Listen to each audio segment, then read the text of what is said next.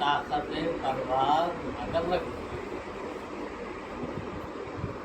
دل سے جو بات نکلتی ہے اثر رکھتی ہے، پر نہیں طاقت پرواز مگر رکھتی ہے۔ نصیحت جو ہے وہ دل سے نکلنے والی بات کا نام ہی نصیحت ہے۔ ہمارے حضرت ایک بزرگ کا قصہ سناتے تھے۔ ایک علاقے، 3 علاقے سے 3 آدمی آئے حضرت کے پاس۔ حضرت کے پاس جب تک دن کے دن رہنا تھا رہے، جب جانے لگے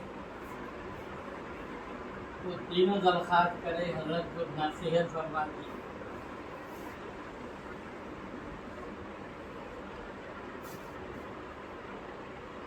میں اپنے دل کو ٹٹولا کہ نصیحت تو آخری بات ہے، دل کی بات ان سے کرنا، میرا دل کیا کہہ رہا۔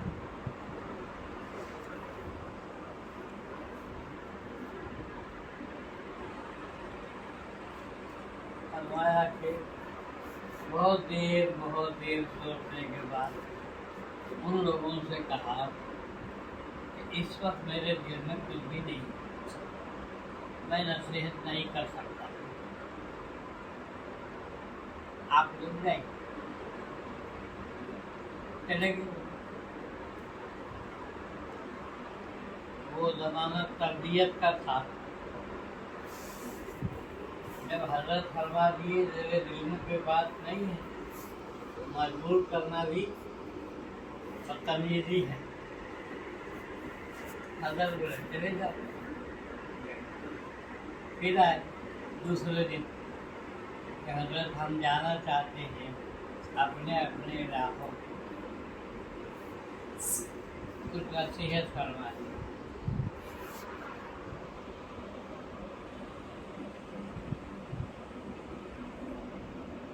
حضرت دل کو ٹٹولے اپنے، ان کے لائق کوئی ایسی بات جو ان کے فائدے کی ہو، میں ان کو نصیحت کے طور سے بولوں، لیکن دل خالی ہے، کوئی بات ہی نہیں آئی، کیا نصیحت کروں۔ حضرت نے فرمایا نہیں، دل سے کوئی بات نکل رہی نہیں ہے، اب بھی میں تم کو کوئی نصیحت نہیں کر سکتا۔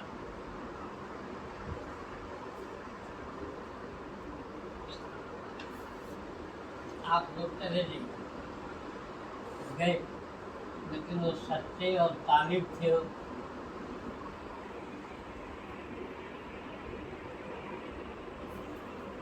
ایک تیسرے دن آئے،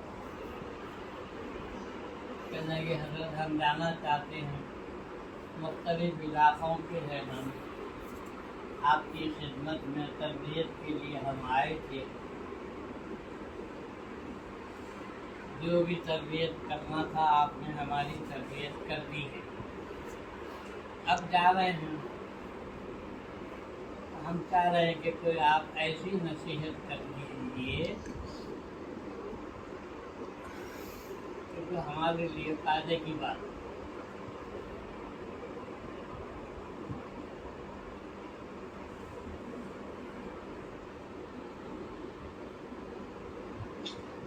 اب ہمارے حضرت فرماتے ہیں، ہمارے حضرت کا مطلب مولانا مسیح اللہ خان صاحب میرے شیخ ہیں، میرے استاد ہیں، ان کے پاس بہت پڑھا بھی، ان کی خدمت میں بھی بہت رہا۔ تو تیسرے دن بھی حضرت نے کہا اس وقت کوئی دل میں بات نہیں، میں تم کو نصیحت نہیں کر سکتا۔ دوسرے دن کی بات چلے گئے، پھر تیسرے دن آئے، کہنے کہ حضرت آپ کی نصیحت کچھ تو بھی ہونا چاہیے تاکہ ہم اللہ کی مخلوق کی کچھ خدمت کر سکے.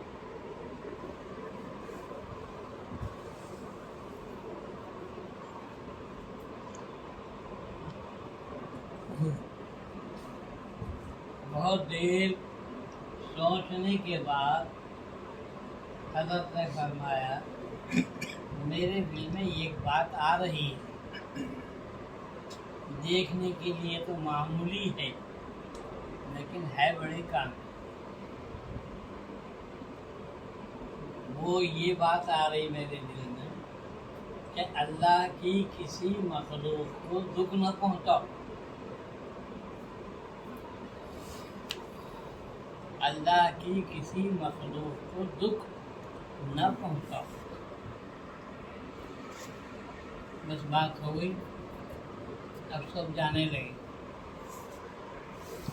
الگ الگ علاقوں کے لوگ تھے. 3 ساتھی ایسے تھے جن کا رخ ایک طرف کو تھا، ان کا گاؤں ایک طرف کو پڑتا تھا. وہ راستہ پہلے کا پیدل کا راستہ تھا، جنگل جنگل پہاڑی پہاڑی ہو کے جانا پڑتا تھا. اس زمانے میں نہ بساں تھے، نہ گاڑیاں تھے، نہ کچھ تھے، پیدل ہی چلتے.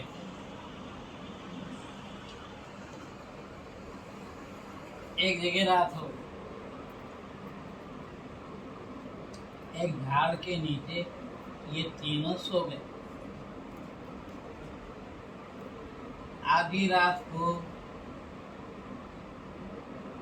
ایک ہی آنکھ کھلی، نیند سے بیدار ہو. اب وہ سوچنے پہ بیٹھ گیا کہ میں کیا کروں. میرے 2 ساتھی تو سو رہے ہیں، میں ایک جاگ رہا ہوں، مجھے کیا کرنا چاہیے.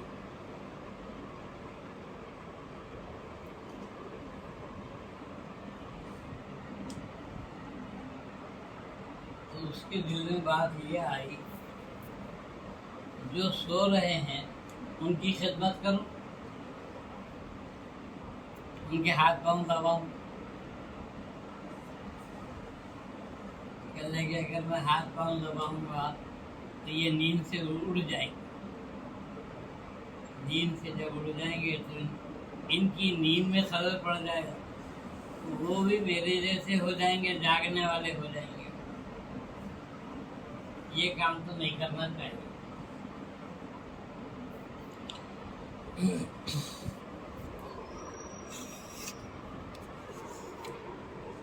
دوسرے ساتھی بیدار ہو گئے،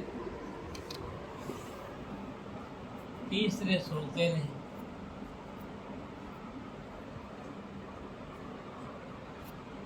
کچھ دیر کے بعد وہ بھی بیدار ہو گئے. اب تینوں کہنے لگے کہ میں بھی بیدار ہو گیا، تم بھی ہو گئے، تم بھی ہو گئے. اب ہم تینوں کو کیا کرنا چاہیے.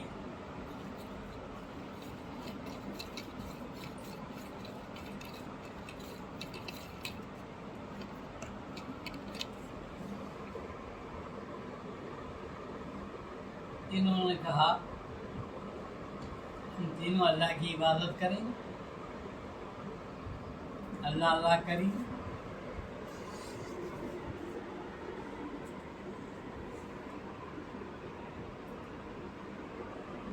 یہ مشورہ ہوا، لیکن تینوں تو پھر نیند کی ماتاری ہو گئی، تینوں بھی سو گئے. اس میں سے ایک صاحب جن کی نیند کچی پکی تھی وہ بیدار ہو گئے. وہ کیا دیکھتے ہیں کہ ایک جنگل سے درندہ آ رہا، جنگل کی جگہ ہے، تیر پھاڑنے کے لیے قریب آیا. اب تینوں نے مل کے اس کا مقابلہ کیا. وہ درندہ بھاگ گیا. کہنے کہ اچھا ہوا کہ ہم تینوں بیدار ہوئے اور اس درندے کو بھگانے کے لیے ہم لوگ ہر طرف سے اس کا گھیراؤ کر کے اس کو جنگل سے بھگا دیا۔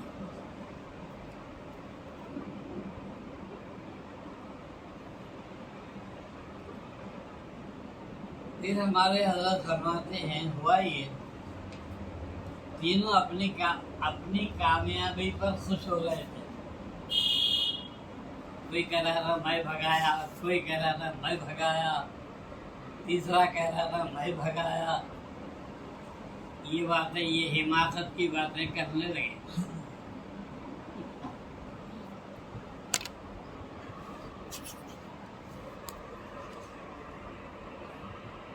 اس کے بعد یہ ہوا،